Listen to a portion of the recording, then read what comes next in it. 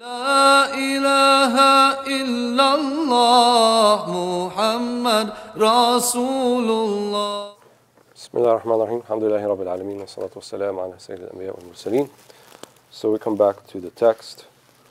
We've done the first 5 of the second set of chapters.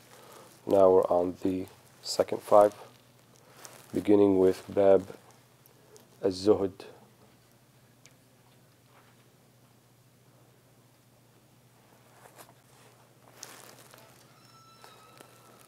قال المصنف رحمه الله ونفعنا في الدارين آمين. قال الله عز وجل بقية الله خير لكم إن كنتم مؤمنين.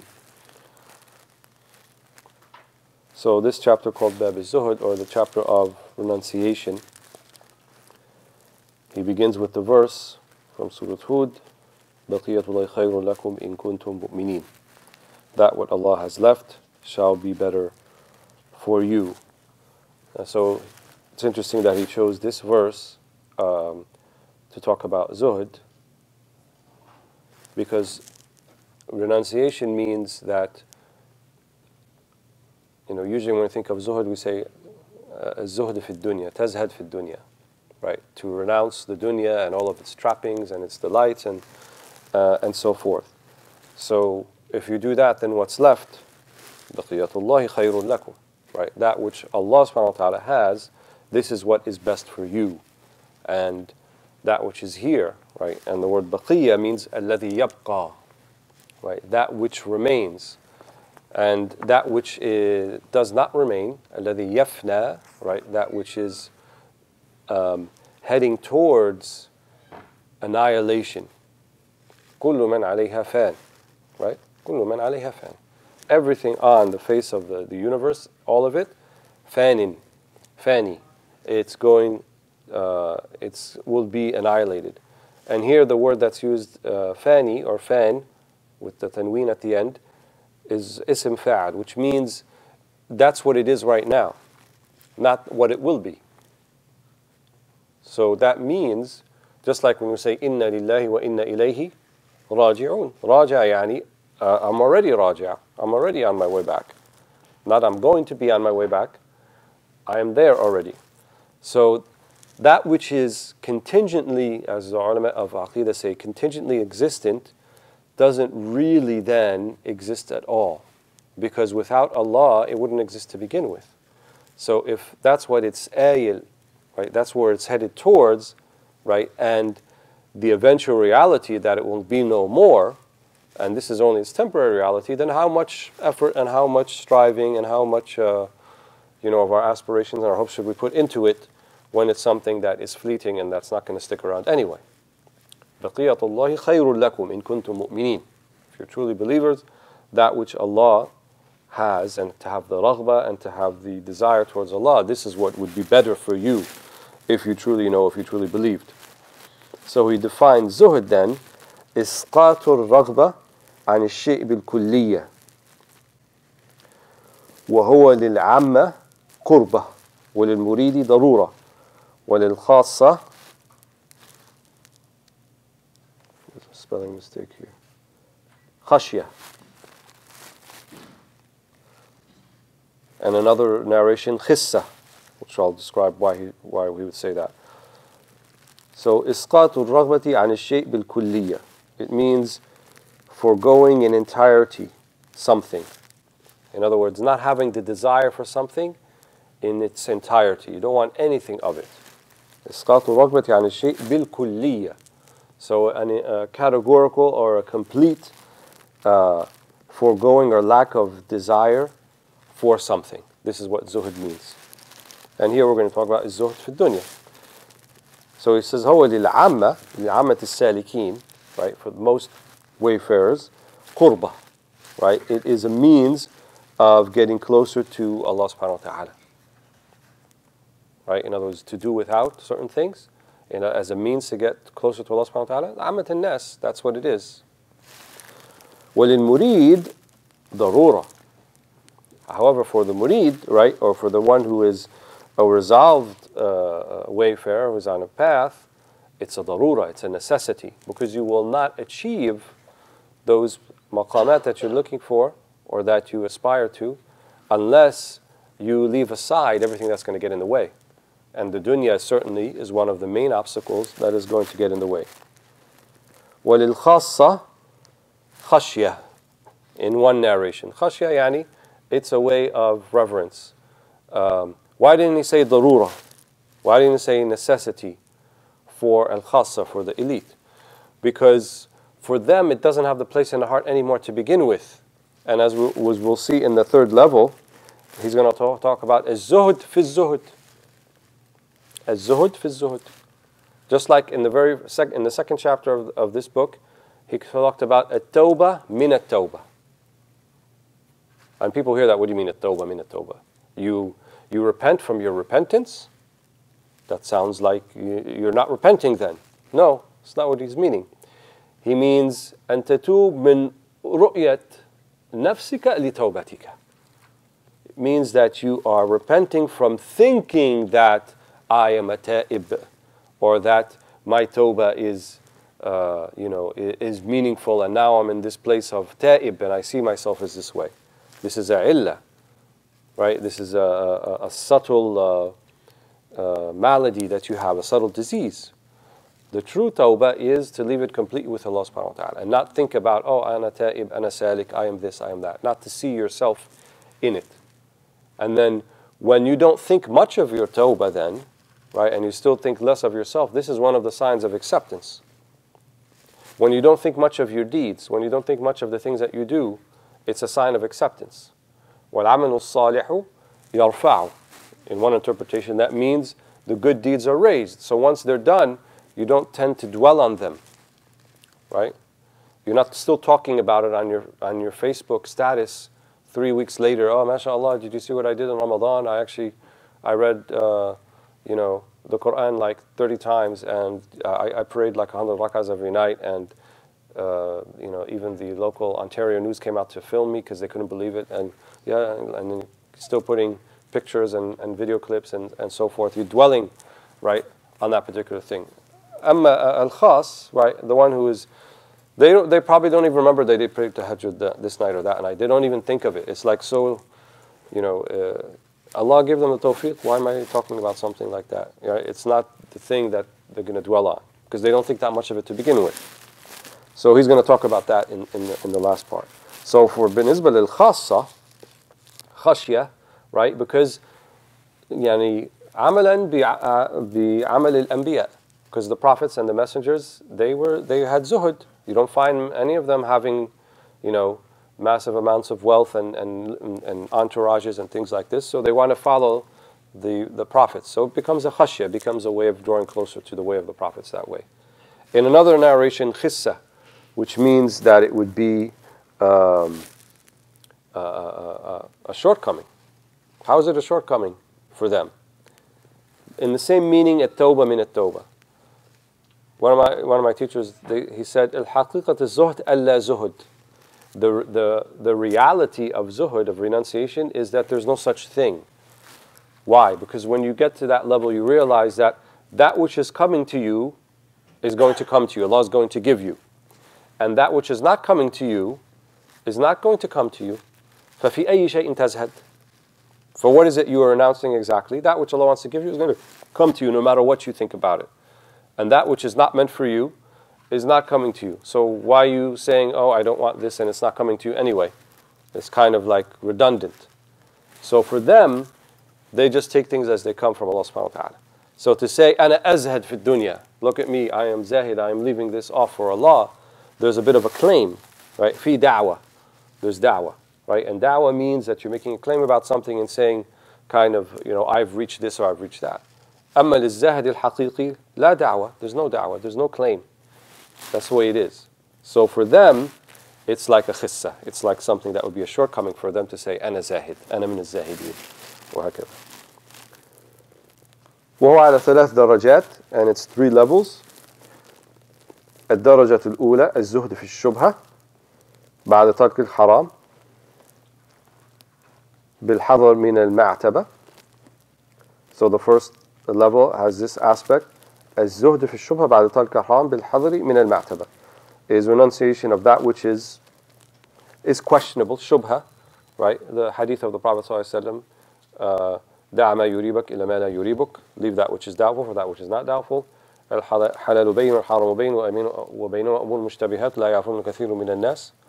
Right? Halal is clear and haram is clear, but there are things in between, mushtabihat, right, that are ambiguous or questionable. Not a lot of people know. So it's like the one who's going around the sanctuary, yushuqa and yaqa fi, so be careful. So don't get close to it to begin with. So this is what we mean by shubha. Right? Taqu shubuhat. So the first level of zuhd then is to stay away from the doubtful or questionable or the ambiguous things. بعد ترك الحرام. Obviously, by also leaving out the haram. If you're saying ana azhad fil haram, that's not really zuhd because you're supposed to be doing that to begin with. So it's istilah, and it doesn't really mean when you say, I'm going to be zahid, I'm not going to eat pork and I'm not going to drink alcohol. This is my zuhd. That's also haram, right? But if you say, I'm going to try to have some level of zuhd and I'm not going to eat something that I don't know the source of it, where it came from. It's questionable to me. I don't know if it was, if the animal was treated in a humane and ethical manner. And so if I'm not sure of that, I'd rather be on the safe side, I'm not going to eat from that. ممكن هذا نسميه zuhd. That's a type of zuhd. Because it's not haram, clearly, but it's something that may be on the kind of ambiguous or shubha side. So, بعد ترك الحرام بالحذر من المعتبة, right? Ma'taba here means so that you can avoid blame, not blame from people. That's not what it's talking about. We're not talking about people. Blame from Allah subhanahu wa ta'ala. So you want to avoid something that you won't have to answer for later on fil akhirah. Why did you get involved with this and you were unsure about it and so forth? Complete avoidance of that type of itab, right? Of al-akhirah. وَالْأَنِفَةُ مِنَ الْمَنْقَصَةِ. So the second aspect, الْأَنِفَةُ مِنَ الْمَنْقَصَةِ, which means to reject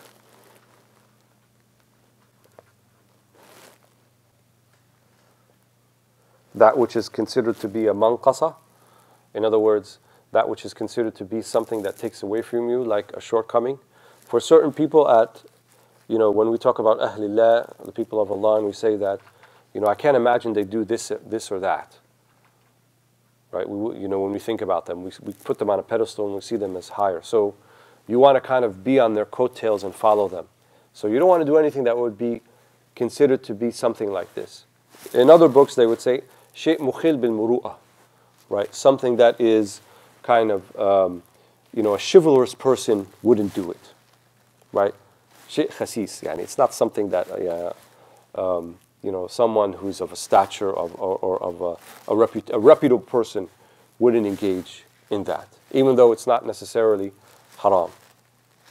So like walking down the street while eating a sandwich, while it's perfectly fine in this society here and people do it all the time, but in many societies, definitely in many Muslim and more conservative Muslim societies, to do that is a big faux pas, right? It's like what are you doing walking down the street and you're like, eating your shawarma sandwich, and it's dripping on you and you're walking down the street, and because food is muhtaram, food is to be respected. You're supposed to sit down, and even you're not even supposed to eat it by yourself. You're supposed to have people with you and you share in the meal. There's etiquettes and adab that come from Islam. It's not just the society, but these come from Islam that you should try to be observed. So al-anifa min al-manqasa. I don't want to do anything that's like shayء naqis, right? Shayء mukhil bil-muru'ah. Something that is considered to be, not reputable to do. And karahat musharakat al-fussaq. So these are all like motivations. And you don't want to be in the same category as al-fussaq, those people who are reprehensible, fasiq, someone who does mukhalafat, someone who does a lot of sins, or doesn't pay any attention to and doesn't have a deliberate sort of methodology in life and just do whatever satisfies them. You don't want to appear like them. It's not saying that you are one of them, but you don't want to do the same things that they do, right? So maybe I keep bringing up Arab examples for some reason. you go to the, you like to drink coffee and go to the coffee house, but you know, late at night after 10 p.m., it's all about shisha and nargila, and it's all about the pipe that they smoke. And generally speaking, it's frowned upon. It's not seen as something that a respectable or reputable person would generally do. You may be there just to get a coffee or a Pepsi or something like that, and nothing wrong with that. But you're sitting in the same sitting amongst those people. So, karaha and musharaka fi hada, right? You don't want to be seen even, not by people. All of this is not people, but it's your own sort of internal resolve. I don't want to be in the same company or seen in the same company before Allah subhanahu wa ta'ala. I'd be ashamed as these people are engaging in this type of activity, right? And, you know, I think Muslims, they need to think about, you know, these things a little bit more, because oftentimes we participate in some of these things that, you know, we think there's nothing wrong with them, but, you know, so like these, what do you call it, music videos and these type of music festivals and where people are kind of doing all sorts of things, and you don't, you know, why do you want to be in an environment, put in a position and you don't feel a sense of shame before Allah subhanahu wa ta'ala that you're kind of doing these things? You're not like them. Maybe you're not smoking weed like them and you're not doing the things they're doing, but they're doing it and you're around them, right? So it's as if you're in the same surah. It's almost like a musharaka. So, karahat musharakat al-fusaq. You don't want to be doing that. And so this is descriptive, not prescriptive, as I said. This is how they feel when they're in this place. Zahid, in this level, that's how they feel. I don't want to be part of that. الدرجة الثانية الزهد في الفضول وما زاد على المسكة والبلاغ من القوت باغتنام التفرغ إلى عمارة الوقت وحسم الجأش والتحلي بحلية الأنبياء والصديقين. Here, الزهد, the first one is zuhd في الشبهة, which is that which is doubtful. This one, the second level higher, الزهد في الفضول. والفضول ما فضله, that which is extra, right? That which is not in the realm of necessity, or what can be considered excessive or beyond what is your necessity. وما زاد على المسكة, right? المسكة ما تمسك به نفسك. Yeah, that which keeps you alive, survival, and keeps you dignified at the same time. We're not saying that we should just eat enough so we don't starve, but you live a dignified life. But that which is beyond that, not because you detest it, but you have better things to do. So that's what he's saying here. باغتنام التفرغ إلى عمارة الوقت, right? Because if I'm so busy thinking about what I'm going to eat and how am I going to eat it and making the money that I need to do it and buy these things, then this is all not just taking up physical time, it's taking up spiritual time too. It's taking up time in my heart. So I want to give it its haqq, right? Enough for me to live, but I don't want to give it more than that, so that I can free up my time for what's more important. Free up my time for khidmah, for service, right? Service to Allah subhanahu wa ta'ala, service to people, whatever it may be, but something that's more important than just that which is above and beyond my necessity, just to self-satisfy myself, is what he's saying. وحسم الجأش والتحلي, right? Hasm al-Ja'sh, which means, you know, just so you cut off gluttony, not just in food, but in even desire of things that are frivolous. Just cut it off from its root, from its source. وَالتَّحَلِّي بِحِلْيَةِ الْأَنْبِيَاءِ وَالصِّدِّقِينَ, right? And to take on the mantle, hilya, the beautiful mantle of al-Anbiya was-Siddiqeen, of the prophets, and al-Awliya, the Siddiqeen, because that's where they're at, right? Following people or trying to be like people of success is success in of itself, as the poet said. والدرجة الثالثة الزهد في الزهد بثلاثة أشياء. So the renunciation of zuhd itself.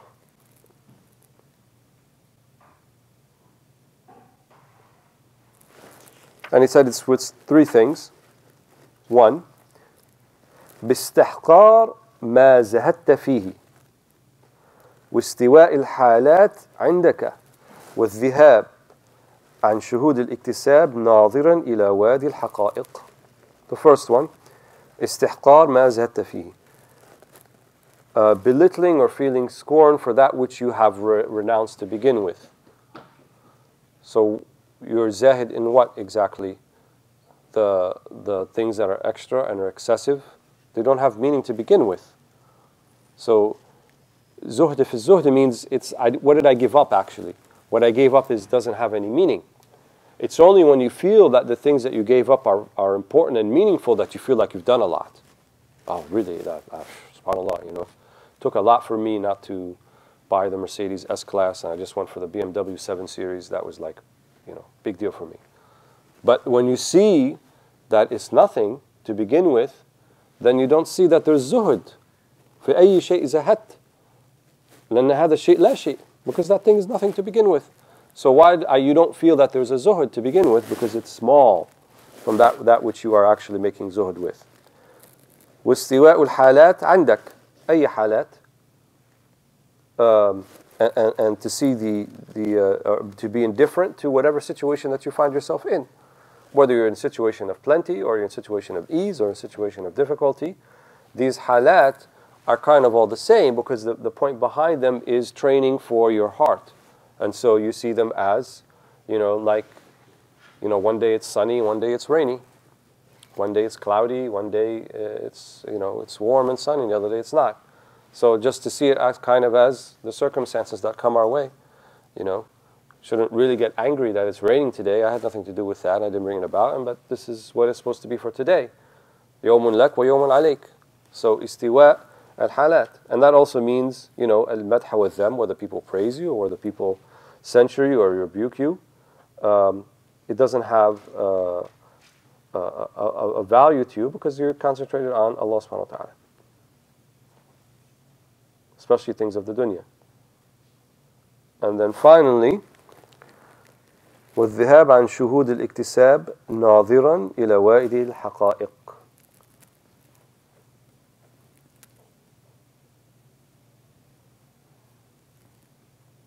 This one is a little more difficult to explain, but we'll give it a shot. So الذهاب عن شهود الاكتساب. So here, iktisab means that I am earning degrees, so to speak, with Allah subhanahu wa ta'ala. Right? I have zahid, I skip this, I renounce this. So there's this idea of iktisab. So الذهاب عن شهود الاكتساب, right? Don't dwell with that it's me, I did this, because there's still ego in that. ناظرا إلى وادي الحقائق. But reorient your gaze or your witnessing, your nazar, إلى وادي الحقائق, to the valley of realities and truths. And in the valley of realities and truths is everything is by the will of Allah subhanahu wa ta'ala. There's nothing that doesn't happen except, as we said before, by His will, by His qudra, by His power, by His knowledge. And so, but now we want to have a hal of shuhud of that. We want to witness that within ourselves. So why would we think we're making iktisab when all we say is, Allah gave me that? Allah is the one who made this, facilitated this for me. The verse in the Quran, قُلْ بِفَضْلِ اللَّهِ وَبَرَحْمَتِهِ فَبِذَلِكَ فَلْيَفْرَحُوا هُوَ خَيْرٌ مِمَّا يَجْمَعُونَ. Say by the favor of Allah and His mercy, فَلْيَفْرَحُوا. Right? So you want to have shuhud, you want to have farah, you want to rejoice, then say, Allah subhanahu wa ta'ala granted me this. So the sentence begins with Allah and not with I or me or ana. أهلك, I think.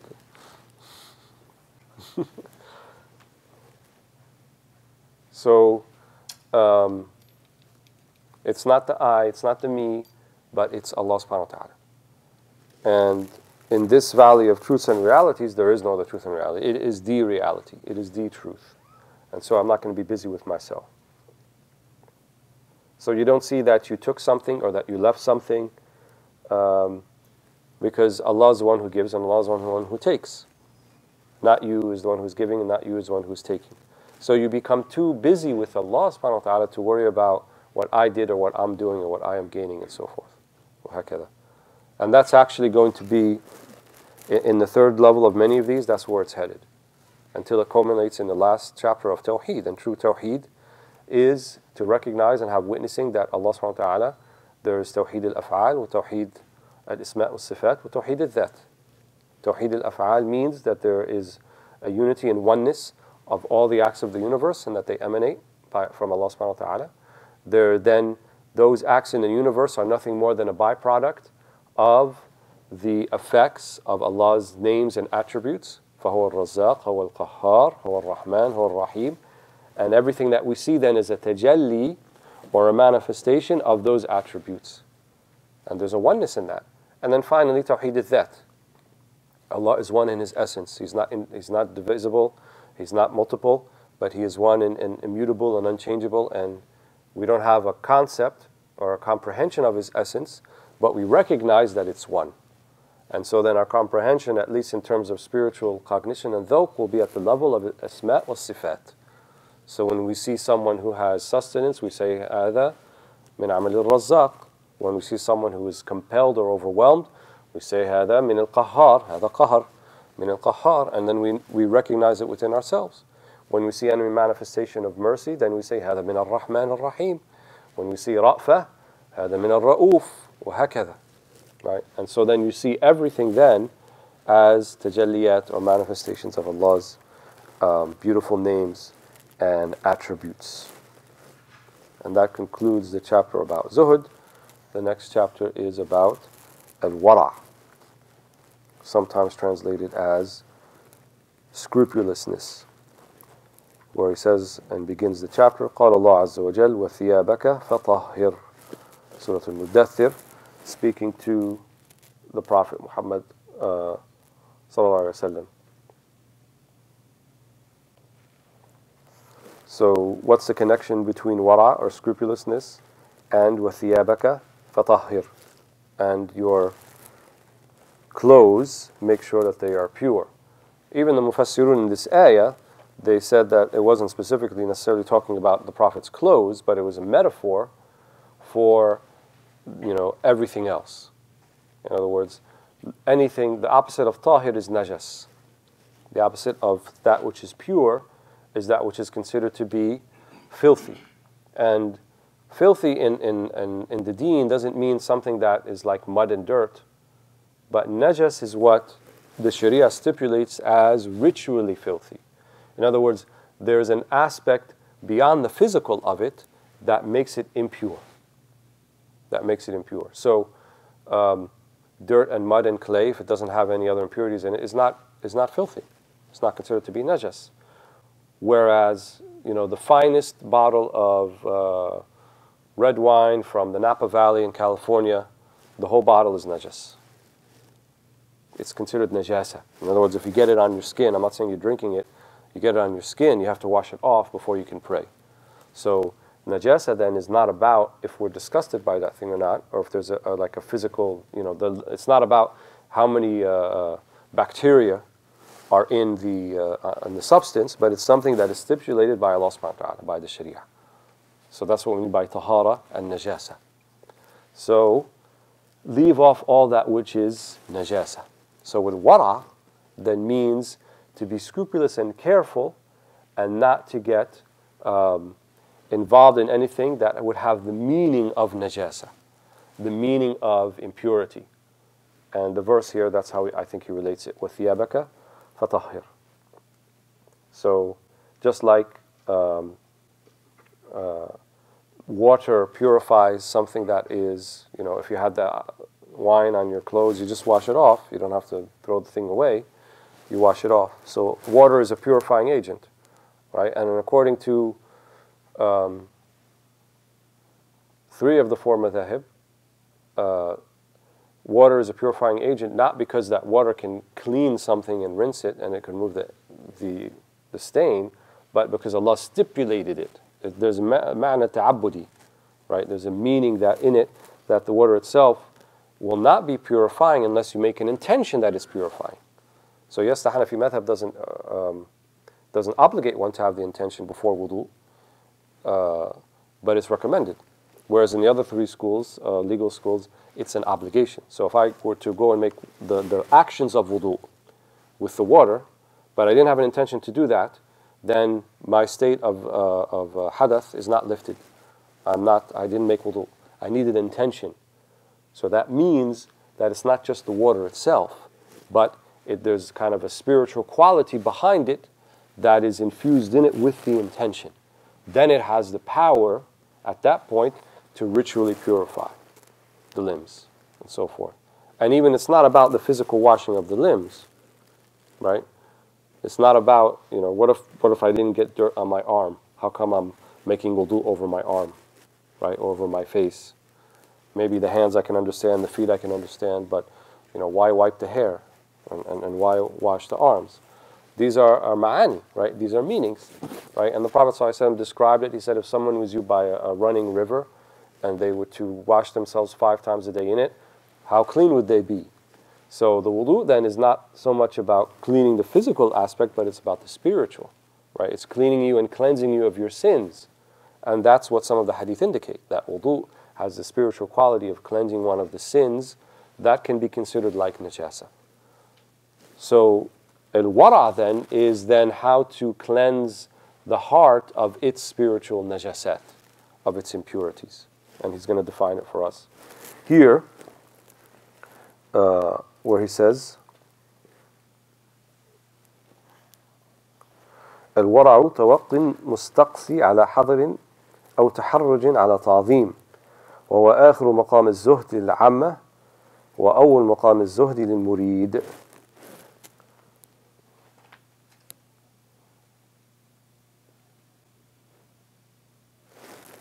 So he says, waraʿ, scrupulousness, is yearning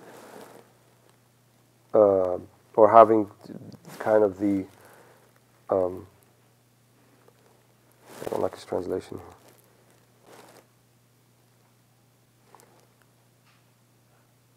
In other words, having a level of precision and of resolve in avoiding that which is haram, right? Or hadar. Hadar means anything that is haram or anything that would be even shubha, anything that would be questionable. It includes those two things.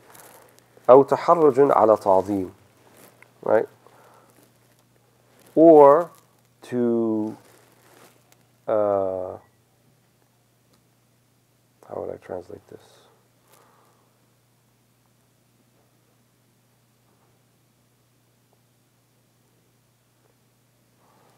The reason behind it, avoiding those things, feeling a sense of taharruj, offense, it's grating inside of you, right? One of the hadith, the meaning of it, that shubha ma yahukku fi sadrak, or something like that. That which is questionable, you're going to feel a grating inside about you. It's not going to feel right for you to do it. So it's based upon التحرج على تعظيم. تعظيم لمن؟ تعظيم لله. So it's based upon you seeing that anything that's an infraction, however small, is big. Why?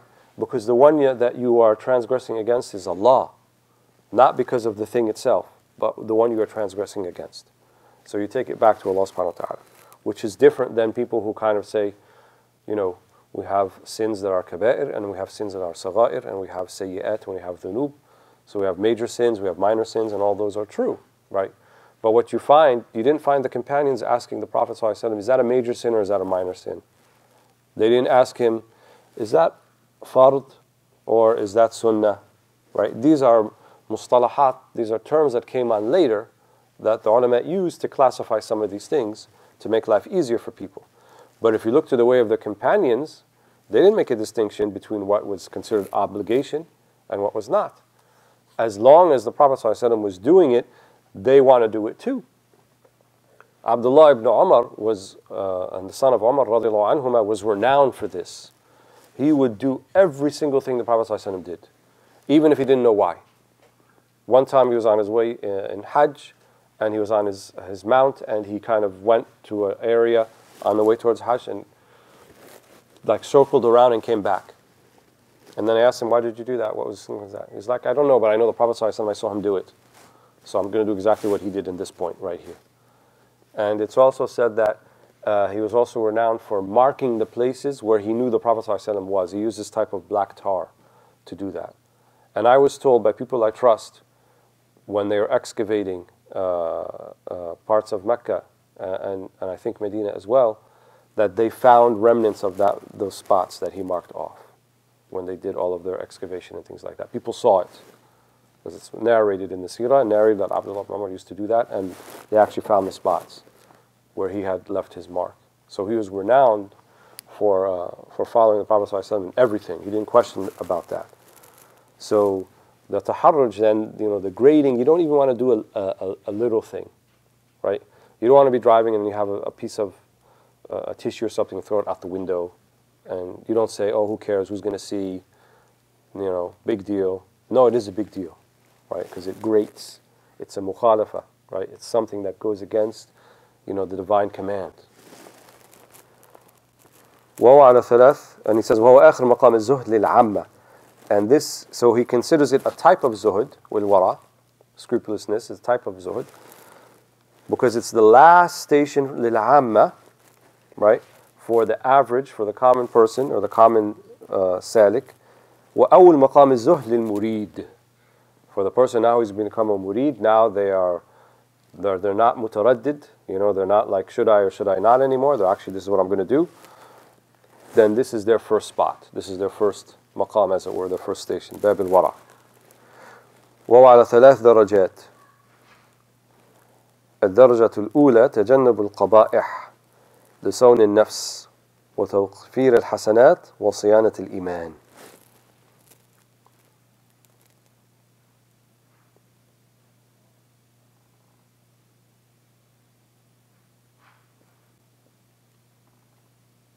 So he says here, تجنب القبائح, which is avoiding things that are so he uses the word qabih or qaba'ih, which means things that are ugly or things that are abominations. And the Quran describes the Sharia of Muhammad ﷺ as يحرم علينا الخبائث ويحل لنا الطيبات, right? So the khaba'ith, things that are khabith or things that are qabih, similar word, are those things that the Sharia considers to be abominable, considers to be reprehensible. And so sometimes the sadiq on their way, they will have even within themselves, it's not because the Sharia says so, they also feel it within themselves, right? So there's a muwafaqa, there's an agreement with how they actually feel about something with what the Sharia says about it. So they see it as qabih. They see it as reprehensible. So al-wara' then means tajannub al-qaba'ih. And I think that's why maybe he selected this word here and he didn't say tajannub al-ma'asi. He didn't say avoiding things that are sinful. He said avoiding things that are ugly, right? Things that are reprehensible, things that are abominable, because now there's a level of mushahada. You see it for the abomination that it is. Instead of saying, well, Allah said it's haram, so I'm not going to do it. But not just He said it's haram, but you see it as an abomination. You see it as ugly and you don't want to have a part of it. That's the level of what I believe he's talking about. Lisawn in-nafs, right? Lisawn in-nafs, so to maintain the nafs. In other words, to keep the nafs in check, right? Because the nafs, it's despicable. Once it gets a taste of something that is like that, then it doesn't want to stop. It wants to have more of it, and it wants to continue. So the way that the nafs shahwaniya goes, the nafs that goes after shahwat and desires, it's a very slippery slope. And it could descend very easily, right? As soon as you open that gate, that pathway, and it could be a very fast kind of slip into that. So you hold it at bay, right? You keep it at bay and you keep it under a lock and key and say you're not going, this is your line right here. You're not going past this. That's what part of Ramadan is about, right? It's keeping our nufus in check. We fast all day for 16 to 18 hours, how long we're doing it, right? Because we're saying, هذا حدك. You're not going to go beyond this. I'm going to keep you in check, right? And you're under my control now, because I'm telling you when you're going to eat and when you're not going to eat, and I'm deciding that. It's a willful decision, right? Because when I'm hungry, right, we wake up hungry, even though we have suhoor and I wake up at, a couple hours later, I'm like, oh, I'm hungry and thirsty, even though I just ate hours and drank hours ago. But you're telling the nafs, I'm deciding when you're going to eat and when you're going to be satiated, and you're not going to decide that anymore. Because usually, on a non-fasting day, oh, I'm thirsty, I'm hungry, I'm going to go eat. So your nafs is telling you, now it's time for you to go and eat. And you say, okay. And then you go, right? And then you open the refrigerator and see what's there. And then they're like, that thing that was very sweet, I think I want more of that. And you say, okay, let me get more of that for you, right? And you keep doing that. But now I'm telling you, not this month. I'm deciding for you what it's going to be like. So it's actually liberating because you're free of your ego, at least for the daylight hours, right?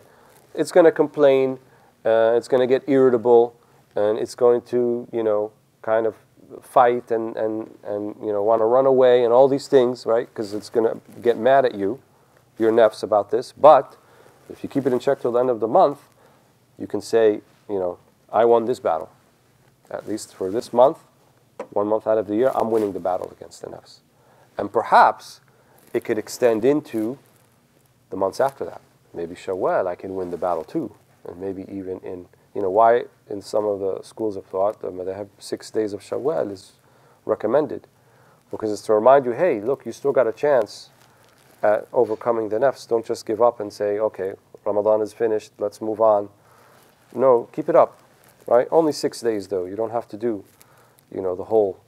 And hasanat bi'ashri amthaliha, it's at least counts at least as 60 days, right? And then the 30 days that you did in Ramadan, if they count as 10, that's 300.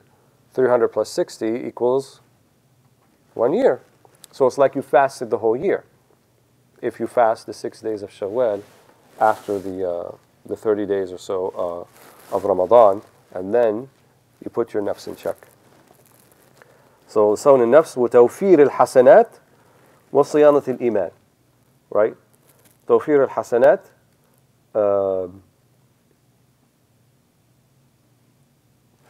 in other words, to facilitate and make ease or to multiply the good deeds.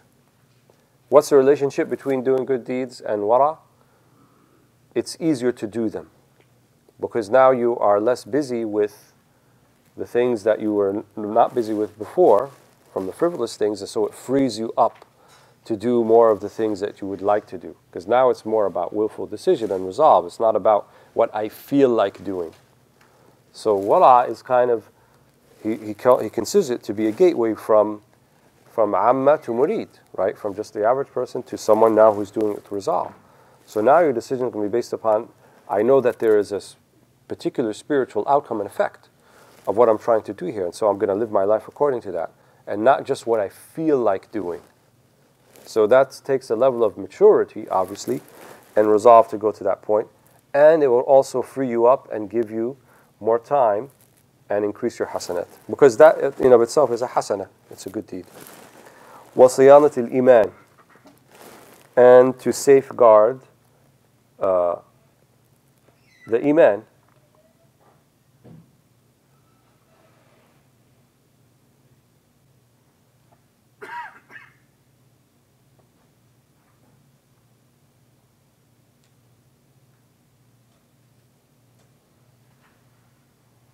So what's the relationship between safeguarding your iman and waraʿ? Allahu a'lam, is when you take part in things that are dubious or questionable, right, which waraʿ tries to protect you from as it's an extension of zuhd, then it will lead to more questions. And eventually, if you do it enough, it will even lead to questions that can affect your iman, right, which can affect your certainty in Allah subhanahu wa ta'ala. And so when you effectively kind of put those questions to bay at the level of deeds, at the level of waraʿ, then you protect your iman, you're safeguarding it, siyanat al-iman, from coming into the fact of iman itself. Because our iman is affected by what we do. Iman is not a passive list of beliefs, as many people might think it is. Iman is very active, right? The Sahaba used to say to one another, "Ta'ala nu'min sa'a." Let's go practice iman for a moment or an hour or something. Let's make this iman effective, right? So the Quran says to the believers, "Ya ayyuhalladhina amanu, aminu." Oh, you who believe, believe. It's not redundant. And then in iman, يحتاج إلى تجديد وصيانة. It needs renewal. It needs صيانة. It needs to be maintained. It needs to be protected. It needs to be increased. That's all active.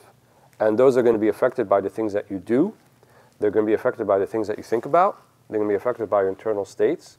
It's going to be affected by the things you see, the things you hear. All of these can have an effect. The company that you keep, most certainly, is going to affect your iman in the sense of the level of certainty you have in Allah and the Akhirah. And so, waraʿ then, as being the first maqam of the murid, protects you from falling into those pitfalls that can lead to doubts even about your iman. الدرجة الثانية, the second level, حفظ الحدود عندما لا بأس به إبقاء على الصيانة والتقوى وصعود على الدناءة وتخلصا عن اقتحام الحدود. Second level consists in keeping within the limits, حفظ الحدود, of that which is objectionable, إبقاء على الصيانة والتقوى, so as to maintain the level of taqwa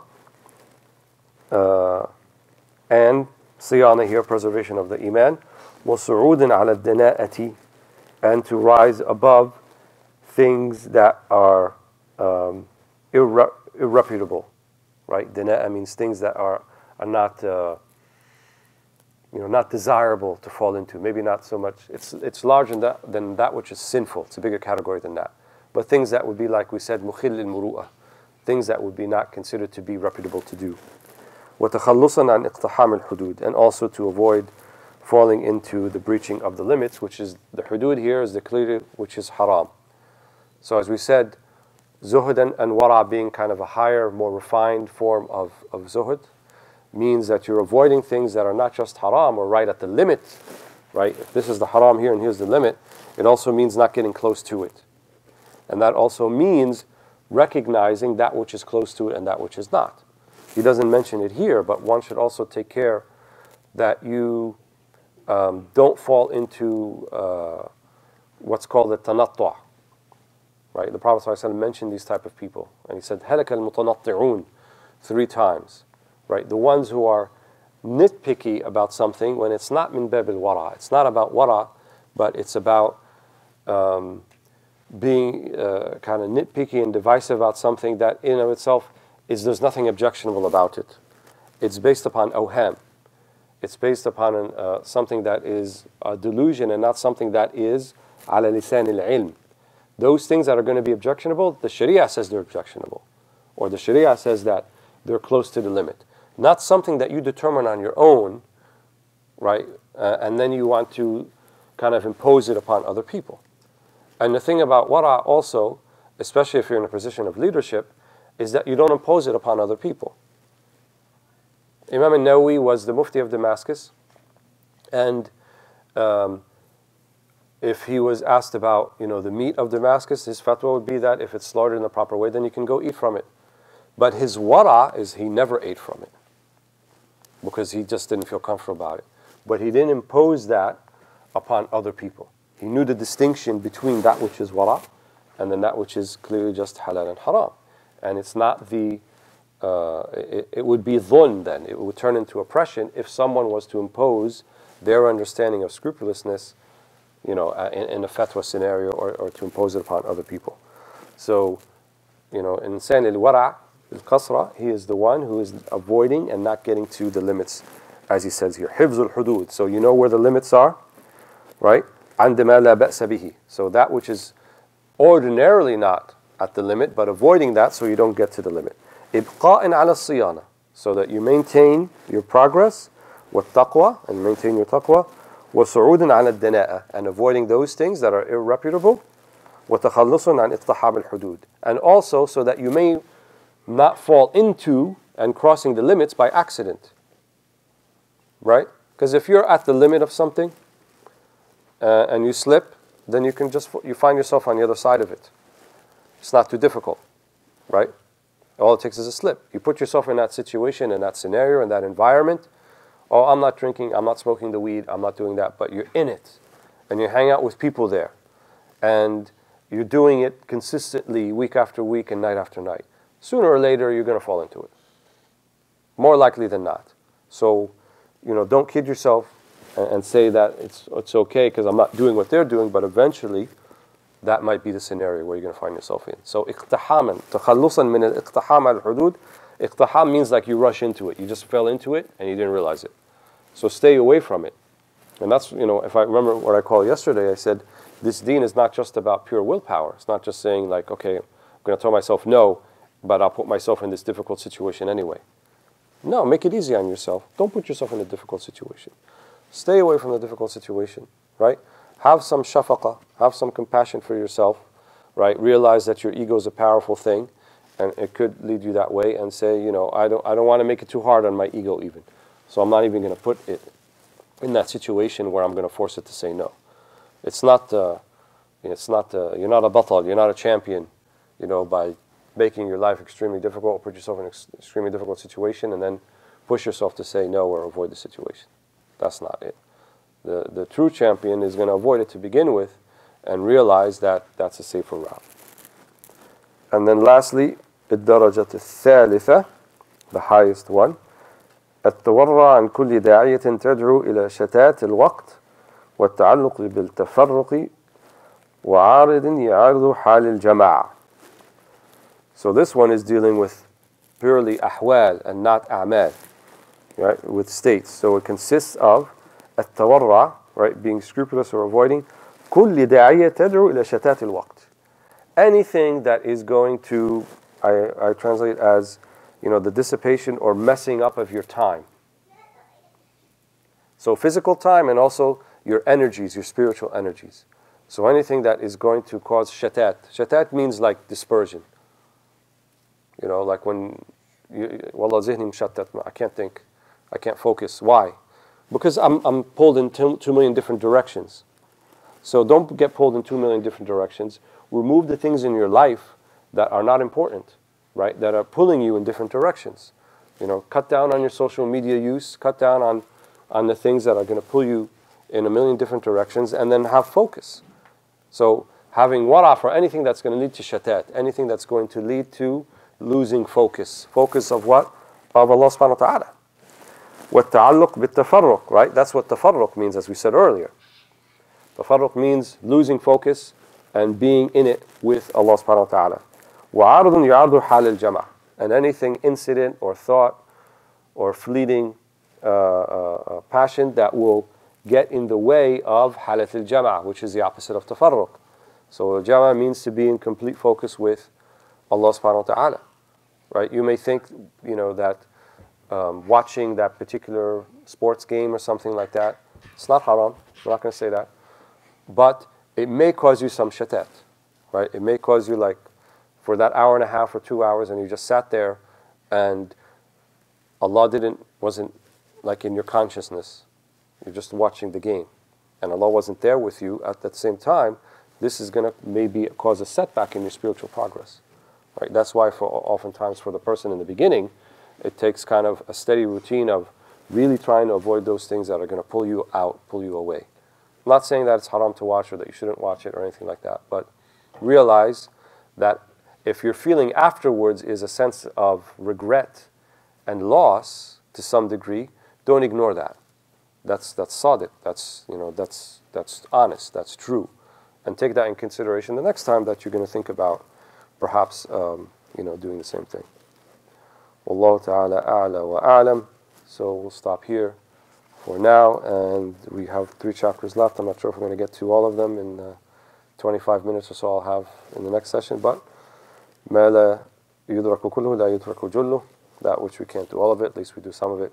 So alhamdulillah, perhaps at another time we can complete it. Thank you all for listening. وجزاكم الله خير. الحمد لله رب العالمين.